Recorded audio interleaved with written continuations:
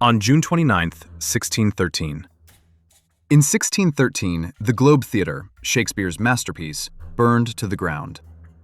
Why did a building that changed the world vanish in a single night? London in the early 17th century teemed with life. The city buzzed with merchants, scholars, and playwrights. The air smelled of coal smoke and ambition. The Globe Theatre stood at the heart of it all. Built in 1599, the Globe was a marvel of Elizabethan engineering. Timber and thatch rose above the Thames. It was a place where commoners and nobles sat side by side. The stage was a portal to distant lands and impossible dreams. William Shakespeare walked these streets, his quill carving legends into parchment. His plays filled the globe with laughter, tears, and the clash of fate. The theater was his voice, his mirror to the world. Every performance was a gamble with the audience's soul. The Globe was no palace. It was a marketplace of ideas. Crowds packed the yard, shouting and clapping as actors leapt and wept. A penny bought a seat on the ground, a chance to feel the drama in the bones. It was a place where the common man could touch the stars. London's streets were lit by oil lamps and open flames. Fires were common, uncontrolled, unpredictable. A single spark in the wrong place could turn a city to ash. The Globe, like all buildings, was a fragile promise against the elements. Shakespeare stood on the Globe's stage, his words shaping a nation's soul. He knew the theater was both a sanctuary and a target. The building was his creation, his risk. And now it would face its greatest test. On June 29, 1613, the Globe Theatre caught fire. A stray spark from a cannon, used in a performance of Henry VIII, struck the thatch. Flames leapt, devouring the timber frame. The sky turned red over the Thames. The crowd surged forward, screaming as flames licked the rafters. Some tried to douse the fire with buckets of water. Others fled, their faces lit by the glow of destruction. The Globe, once a symbol of art, became a tomb of ash. William Shakespeare watched as his life's work crumbled. He stood frozen, his hands clenched into fists. The Globe was gone, his plays, his audience, his legacy, all consumed by fire. Yet the words he had written would survive. Firefighters scrambled to contain the blaze, but the wind carried embers across the yard.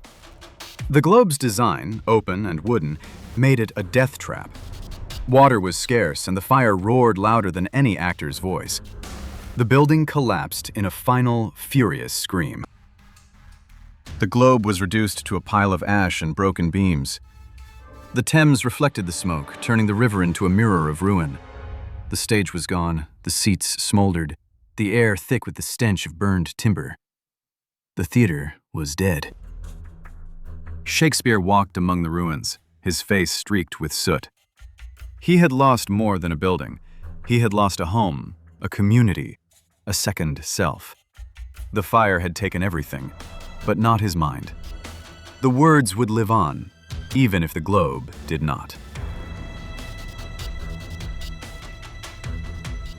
Within months, a new Globe rose from the ashes.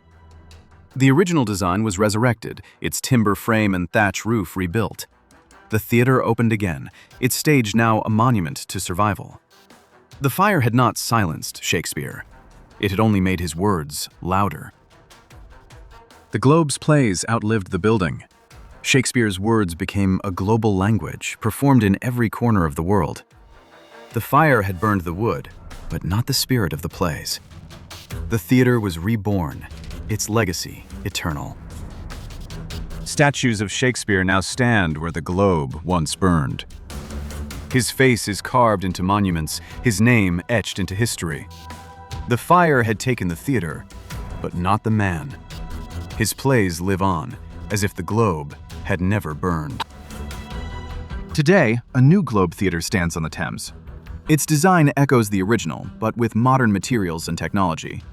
Visitors walk the same paths where Shakespeare once performed. The fire is remembered, but the spirit of the Globe is alive. Shakespeare's manuscripts survived the fire, preserved in libraries and archives. His plays, once performed on a burning stage, now live in books and classrooms. The fire had taken the theater, but not the words. The globe was gone, but Shakespeare's voice was eternal. The Globe Theatre's fire was a tragedy, but it became a catalyst. It reminded the world that art is fragile, yet unbreakable. The ashes of the globe gave rise to a legacy that outlives flames. Shakespeare's words, like the theater itself, will never burn. Explore the legacy of the globe. Subscribe for more untold stories of history.